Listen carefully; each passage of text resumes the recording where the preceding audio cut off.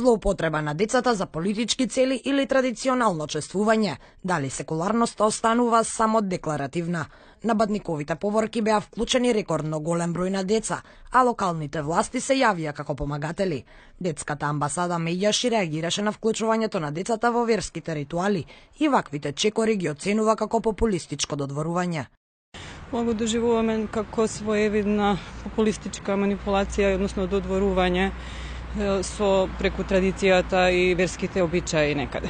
Дури и да се работи за самоиницијативност на деца и така натаму, општините и градоначалниците генерално би требало да кажуваат на секуларноста и да инсистираат на тој став, секако почитувајќи ги сите верски права, празници, традиции и така натаму. Поворките тргнаа од општинските згради, а дел од градоначалниците изјавија дека очекуваат наредната година поддршка да дадат уште повеќе училишта.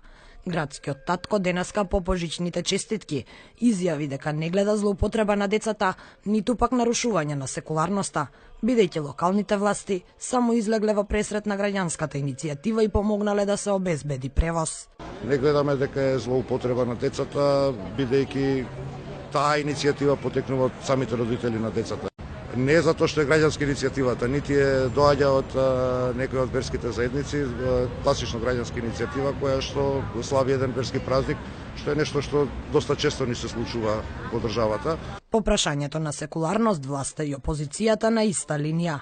Лидерот на ВМРО ДПМН исто така не гледа злоупотреба на децата, туку волја на родителите.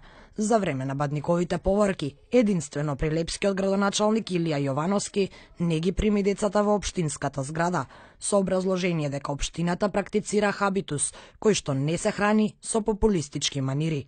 Ваквиот потек на Јовановски предизвика негативни коментари на социјалните мрежи, но според детската амбасада, оваа постапка го намалува просторот за злоупотреби. Он укажува на секуларноста и на тоа како би требало да се однесуваме некаде во државата. При тоа не значи ниту непочитување на верата, ниту пак го намалува просторот за нејзина злоупотреба.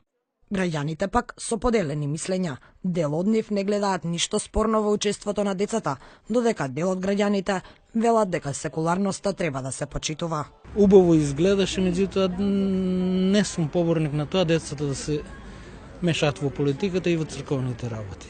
Мислам дека нити образованието, нити црквата не треба така нагло. Оти тоа може да биде позитивно до еден момент, а после да биде контрапродуктивно, да луѓето почнуваат да осеќаат и одвратност. Многу убава беше таа детската поворка, неко станува на младите животот.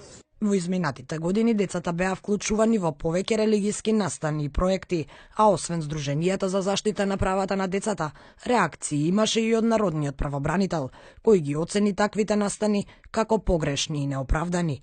Критики имаше и кон училиштата и родителите, кои со своите постапки овозможуваат злоупотреба на децата.